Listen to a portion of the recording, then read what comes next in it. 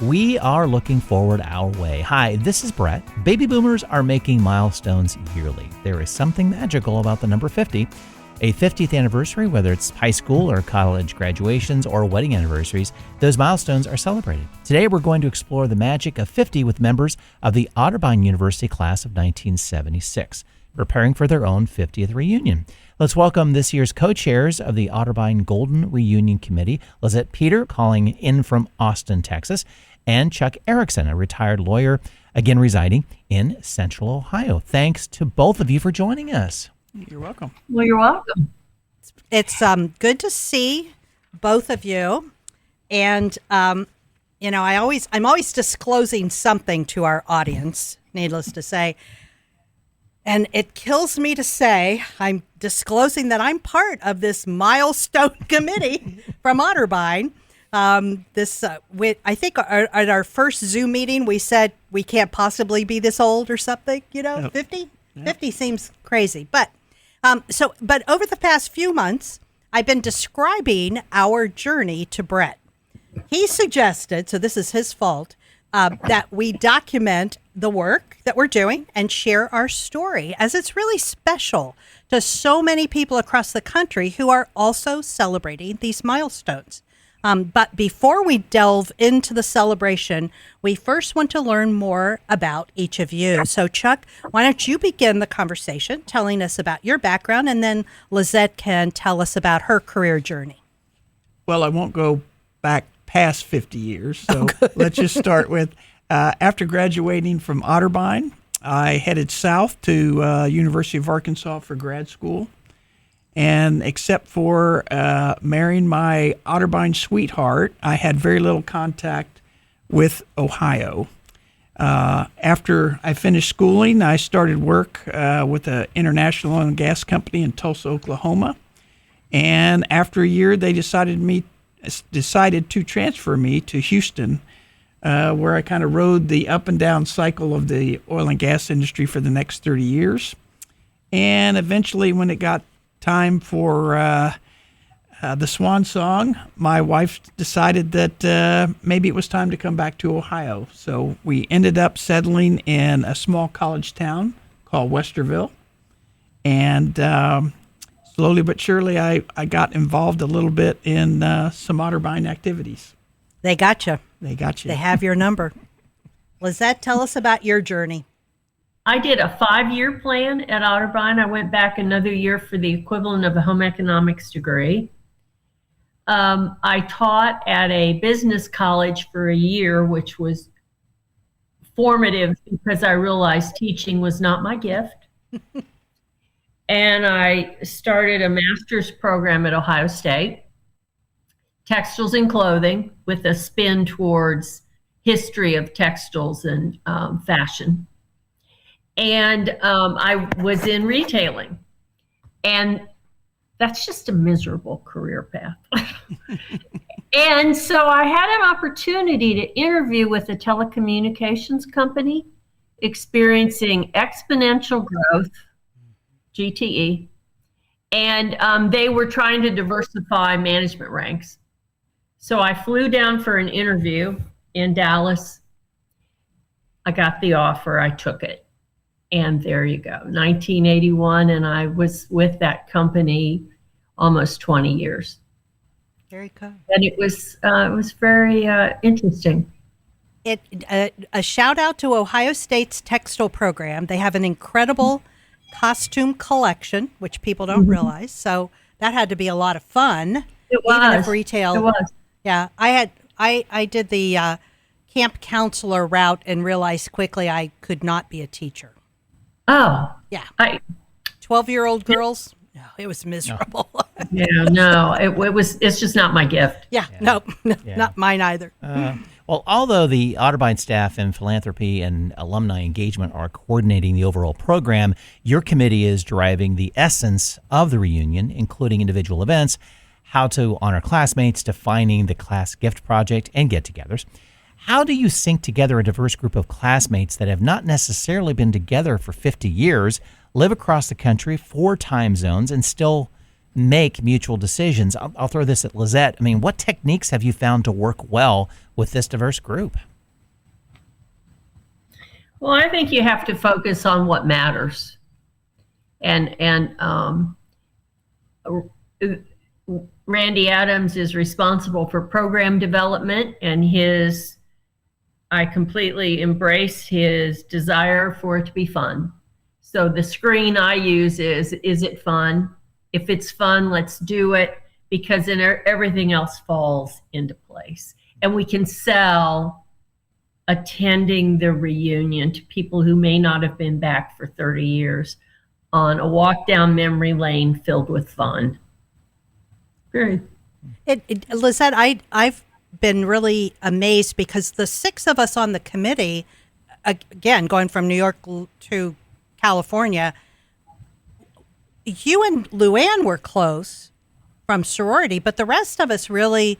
We didn't cross paths. Yeah, we haven't crossed paths in 50 years. Right. Other than if we run into somebody at a homecoming.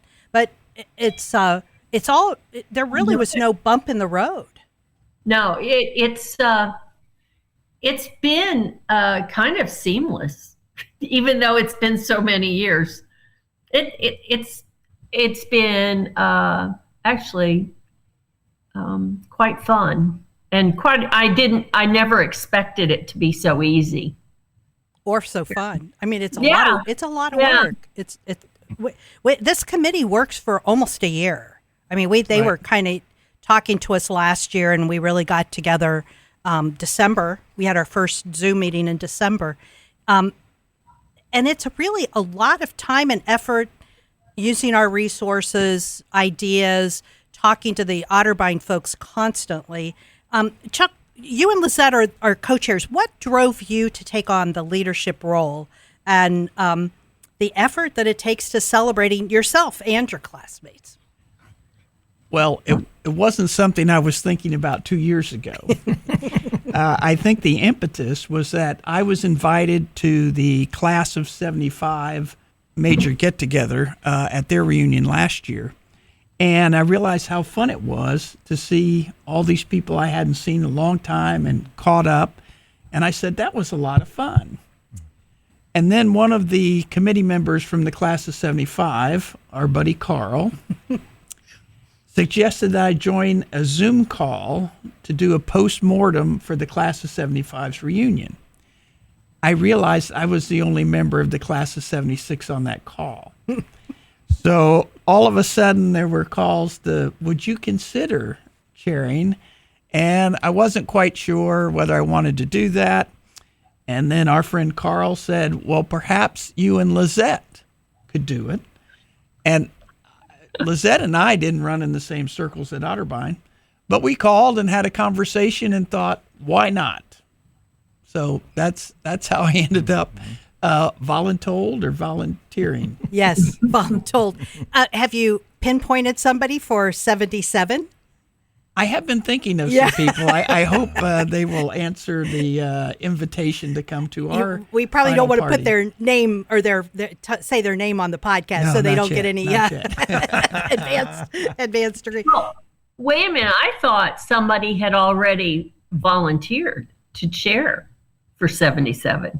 Oh, really? Well, there So we go. Mary Beth indicated on one of our monthly calls. Good for them.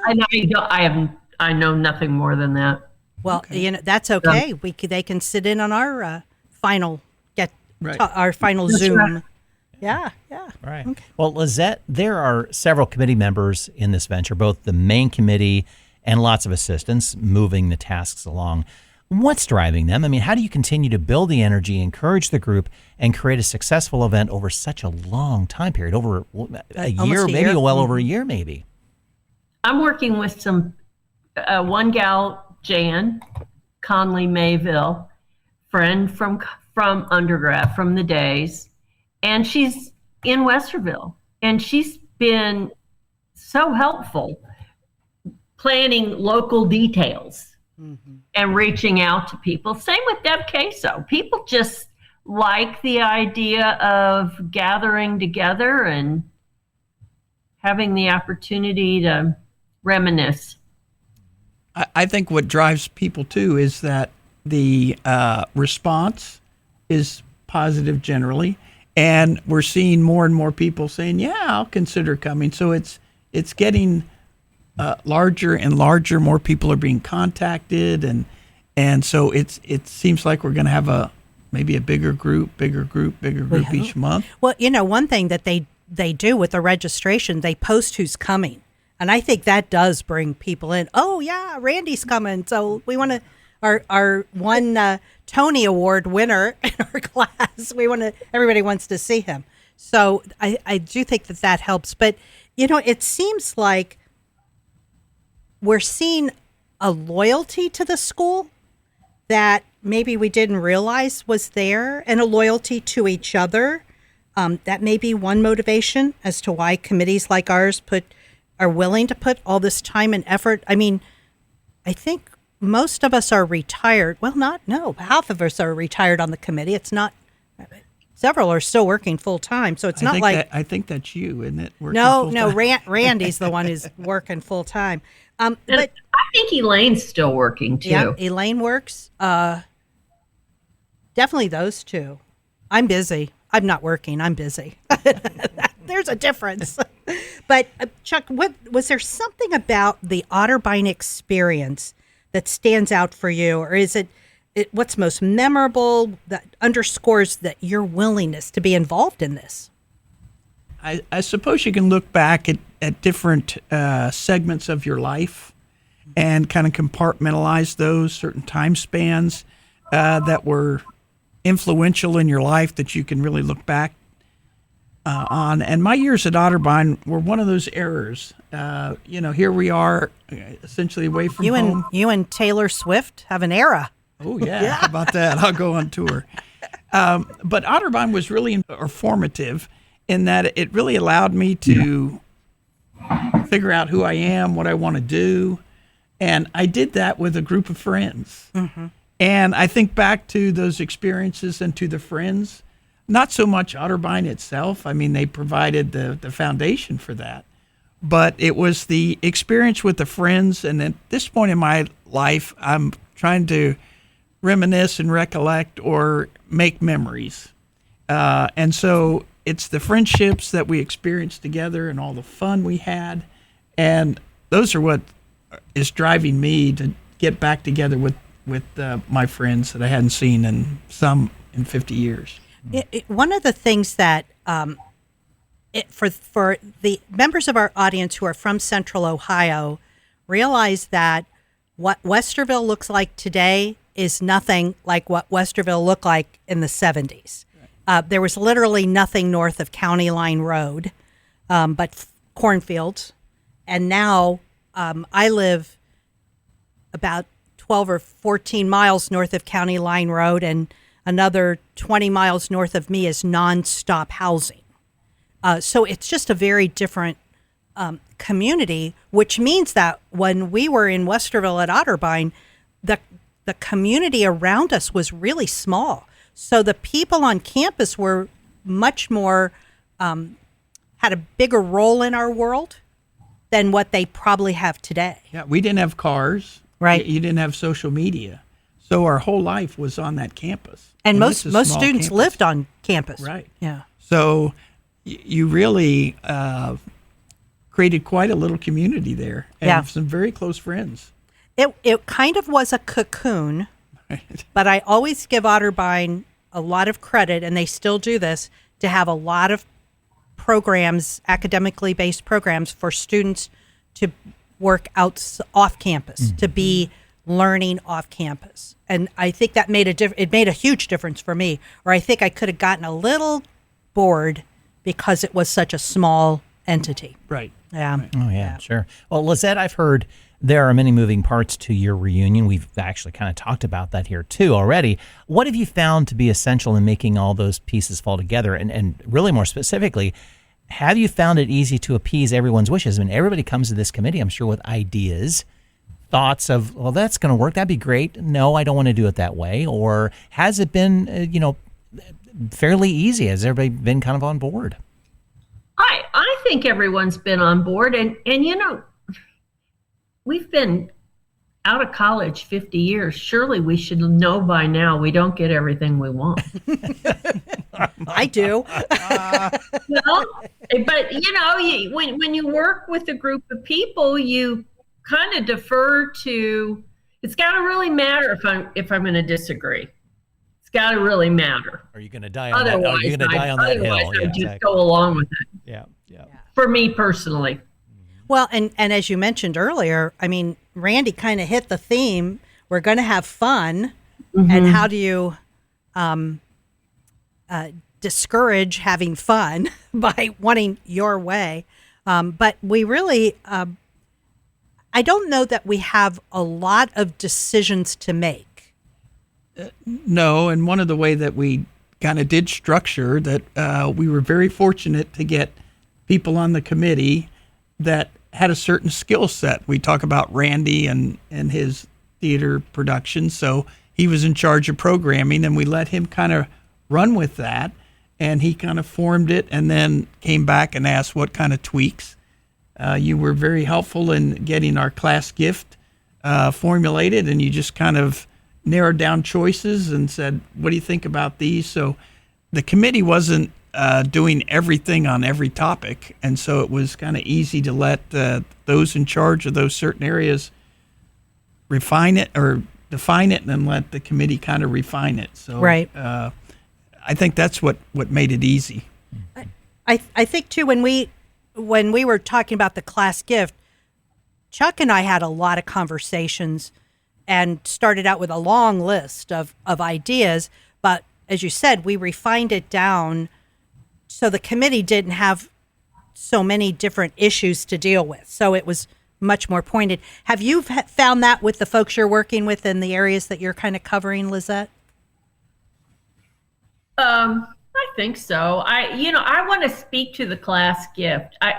You're right. A wide range of possibilities were presented. I'm very proud of the committee having honed in on a gift that so specifically benefits graduating students. Kudos to both you, Carol, and Chuck for getting something that's such a direct contribution. Well, I'm excited, and as of today, which is we're doing this taping in June, our class has already pledged $50,000 to our endowment. Our goal is $76,000 to go with our class of 1976, but hopefully we'll get more. But when we were having those discussions, one of the we had there was a program that we talked about endowing a fund, but it was really an alumni program as opposed to a student program. And I was really proud. One of our classmates said, "No, we really need to give back to the students." So I think we all were really on the same page. May have taken bits and pieces to get it together, but we hit the same page. Right. Yeah. Okay. Yeah. I'm pleased for what we're doing. It's going to be a great program, and kudos to Otterbein for creating this program called the Ready program, which is a 4-year career exploration program. So to actually have something that the students, instead of walking out with just student debt, they're going to walk out with being prime job candidates and likely having a job. So that was important. So because that is, again, a resource we didn't have. Otterbein was a small campus, and we didn't have a career services unit when we graduated. So well, but it was a different day too, yeah, Carol. Absolutely. This is probably tangential to your series of questions, but it's been interesting to me to be on campus and participate in these activities and realize that the campus of the 70s doesn't exist the way we experienced it. Mm-hmm. It's 50% students living off campus. Yeah, it's a very different environment, preparing for a very different work experience. And it brought me up short, and I've raised 3 kids and gotten them all through college. And I'm like, gee, I don't know why I didn't realize what my kids were going through the way I think I do now, looking at Otterbein 70s versus today. So I would agree with you. I wouldn't be that age for love nor money right now. It's much harder for these young folks today. Oh, well, I think they're just stepping into an environment it would be a big learning curve for me to function in it. I think I could, but technically it would be a big learning curve, as you both know. So we've sort of talked through this notion of how the committee is on the same page. Chuck, committee members are talking to classmates, encouraging people to come, talking about the events that we're going to have and the class gift and everything.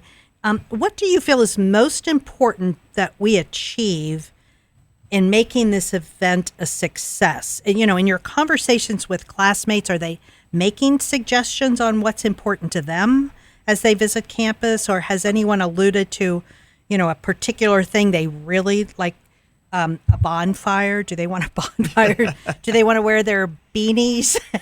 what exactly? Well, I think one of the themes or suggestions that we've already tossed around was that success is having a good turnout and that it was fun. Yeah. Underline fun, and not so structured where you have a lot of people talking at you. It's just the chance, time and space to reconnect. Mm-hmm. And I think the committee has tried to be creative with that.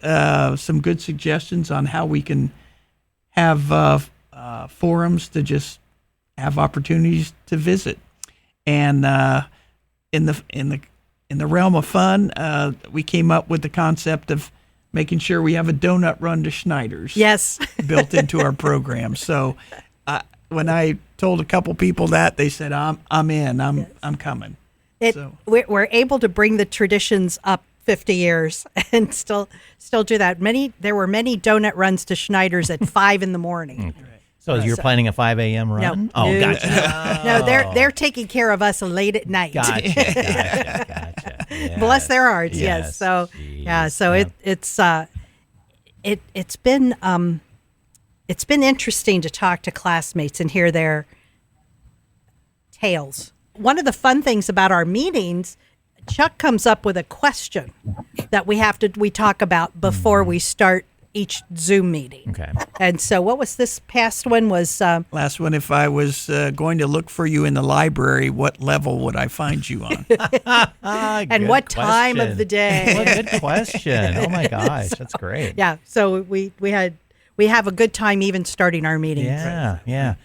Lizette, Otterbein's not only receiving funding through your class gift, but also going to gain goodwill with alumni, hopefully leading to a greater future funding. Do you think donations are the most important advantage for the school and current students, or are there other factors that make an alumni reunion vital to a college campus? Well, I would lean into the camaraderie in some fun, reestablished during the fun activities, because it brings back memories. And then with the memories, you think, well, maybe down the road, or maybe as I look at what to do with this estate or these assets, but my priority is creating activities that allow people to reconvene. I'm really proud of our class legacy gift, but if people return and they're unable to contribute, all the more welcome. The other thing that really the class gift kind of gives us entree to is that READY program is really looking for connections between alumni and students to help students in their career goals. So even though it's not part of our alumni weekend and our programming, they have a ready day 2 days before our reunion starts. And if alumni can come back a few days early, they'll have an opportunity to meet and talk to students across campus and help in, what are the kinds of things you need to think about in your career today? Who does what, so-and-so's a doctor, so-and-so's a Broadway producer.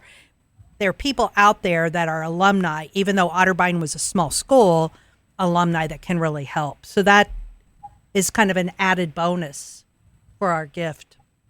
I think that's part of what Carl's hoping to talk to you about as well, Carol. Right.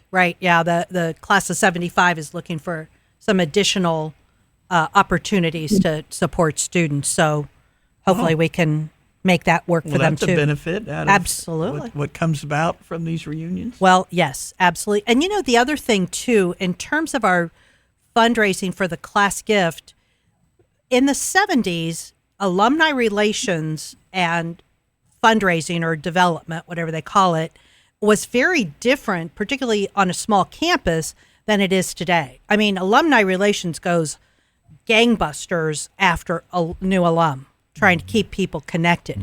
Well, we walked away from Otterbein's campus and, unless there was a particular reason or you went back for homecoming, nobody talked to you. The assumption was you didn't have any money, so they weren't going to bring you back. Yeah. But it's a different ballgame. So us being able to bring our classmates back is opening doors for Otterbein to talk to people that they may not have heard from in 50 years. So that's huge. So both of you have kind of been engaged with Otterbein over the past years, either sorority or fraternity events. How do you see your future connection to Otterbein and the students? Is this 50th reunion going to change that future relationship? Either of you? Well, I would say that before relocating back to Westerville after retirement, I was in Texas and working and wearing your cowboy hat? No, no hat, no cows, no hat, and raising kids. How about a gun? Sorry. And so we didn't come. There wasn't an opportunity to come back to Otterbein for homecomings or any other events. So I was kind of off the grid with regard to Otterbein. Got a little more involved when my daughter decided to go to Otterbein. Yeah. So there was a couple trips there and reconnect with some friends. And but then went back and lived my life in Texas. When I came back and ended up in Westerville, someone reached out to me from the alumni office and asked if I'd serve on the alumni council, which I did. Had a lot of fun there and got involved in some activities there. And then a couple years later, there's the reunion committee. I had a little reluctance, but it wasn't that bad. So all those fraternity brothers were not on your radar screen? No, and if I thought about it, when we left, there were no cell phones, there was no social media until the 90s, and so we just drifted apart, except for one who just happened to have a daughter my daughter's age, and we met at the I forget what you get when the kids first come to school. There's orientation. There you go. That's the word. And we met and had a good conversation, and then swapped phone numbers then. So kept in touch with him, but really didn't get too much involved with Otterbein until I got back.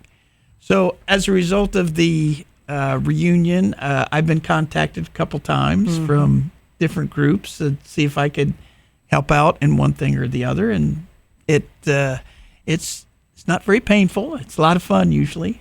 So I think I'll continue to be available when they call.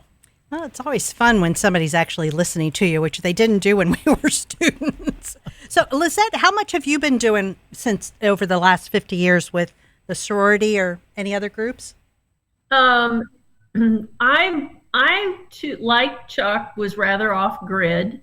Were it not for Marcia Harding Niederer, I probably never would have returned. And she was And Miss Otterbein. Oh, she was. We were in the same sorority, and she was just an avid Otterbein alum. And let's see, I came back to 2 or 3 homecomings. Once with our oldest child as an infant, and then Marcia called. It was going to be the 100th anniversary of the founding of our sorority, and I wasn't going to come. And she's like, Lizette, you have to come. Marcia, why would I come? Lizette, this is a big deal. You have to. I mean, she badgered me, and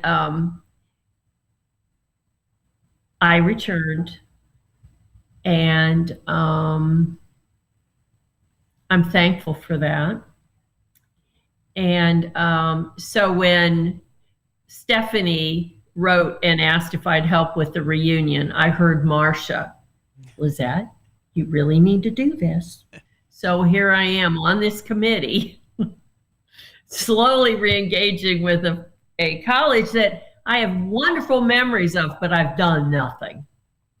Well, which is why I find it almost amusing that I'm helping with this reunion, because half the time I don't remember. I can't place faces with names, and I'm like, oh.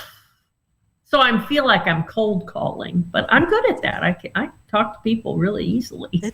It works. It works. You know, the one thing that since I've always been in Central Ohio, that I've kept a lot of connections. And Dean Van Sant, bless her heart, would find you. If you lived in Central Ohio and she needed help on something, she would find you. But she was an incredible mentor. But I think it is very different when you don't live close. But I have to say, one time I was looking at some statistics on Otterbein, and I think 70% of alumni, Otterbein alumni, lived in Ohio. So there really is a huge gathering of people. Not only Ohio, but Central Ohio. Yeah. I mean, they're 20 miles away. Right. Right. Yep. Absolutely. Isn't that interesting? It really is. There were I had some suggestions that they didn't listen to that were for alumni programming, but I'm like, you've got everybody here. I mean, Buckeye Nation for Ohio State is huge, but it also goes across the world. Right. So they can have a very small percentage and still have a lot of people here in Ohio. But to think that a small school like Otterbein has so many people still in the state, I thought was really interesting. So, yeah. Well, what do you both hope the Otterbein community is going to understand about the class of 1976 after this reunion? How do you think the campus will view your class 50 years from now? I'll start with Lizette. Oh, 50 years from now? I hope 1 year later they think it's got to be as much fun as this class of 76 reunion weekend was. That's one. 50 years out, I hope that we'll have that the class gift will have made a difference in graduating seniors' lives, and that it becomes a template for future career preparation as the world continues to evolve. Right. That was one of the underlying ideas that the committee had when we chose the Ready program as the gift was that, my belief is you give money to a thing that you know the money is going to be spent on.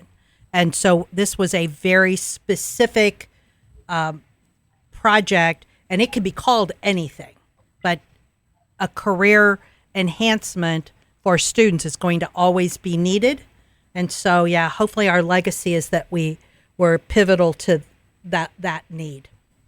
Well, and also that we can step up and support our alma mater. I think the broad brush that's been painted on the classes of the 70s was we were kind of the checked out generation. Right. We don't have big numbers of our classes supporting the annual fund or things like that. And so I'd like to think that maybe we could change our perception of being checked out, right, and that we did step up and, like Lizette said, make an impact on students and future students with our class gift. Good. That's wonderful.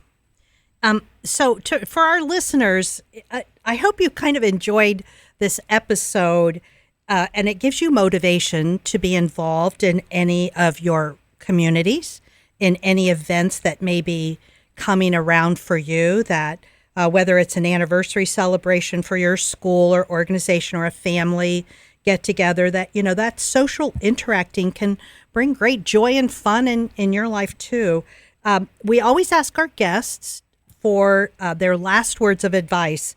So my question to both of you is, what would you advise the next class, the graduates of 77, or any future 50-year reunion group, on creating a successful reunion?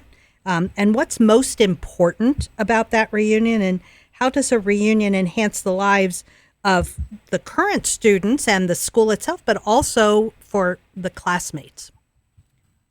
I would say follow your heart. If you're thinking of gathering with people who you've shared wonderful experiences with, follow your heart and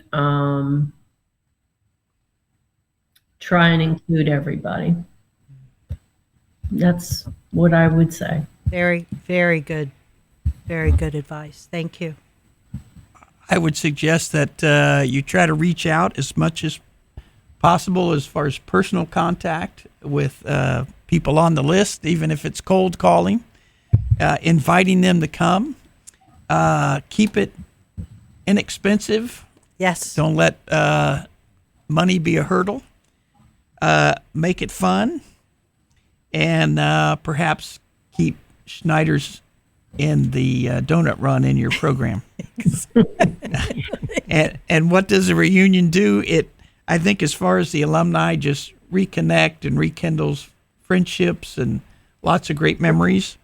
And hopefully for the students, it's an avenue to provide additional support and services for them. Chuck, Lizette, and I would also like to thank our classmates that are serving with us on the Golden Reunion Committee, which includes Randy Adams, Luann Austin, and Elaine Comrie, as well as the Otterbein University staff that have been supporting our efforts, including Kathleen Bonte, who's the Executive Director of Development, and Mary Beth Metz, who is the Director of Alumni and Family Engagement, and all of the members of the Philanthropy and Alumni Engagement team. Many thanks to our guest co-chairs of the Otterbein 1976 Gold Reunion Committee, Lizette Peter and Chuck Erickson, for joining us today. The views and opinions expressed by the experts interviewed on this podcast are their own and don't necessarily reflect the views of the podcast hosts or any affiliated organizations. The information provided in these interviews is for general informational purposes only and should not be considered as professional advice. Listeners are encouraged to consult with qualified professionals for specific advice or information related to their individual circumstances. The podcast host and producers don't endorse or guarantee the accuracy, completeness, or reliability of any information provided by the experts interviewed. Listener discretion is advised.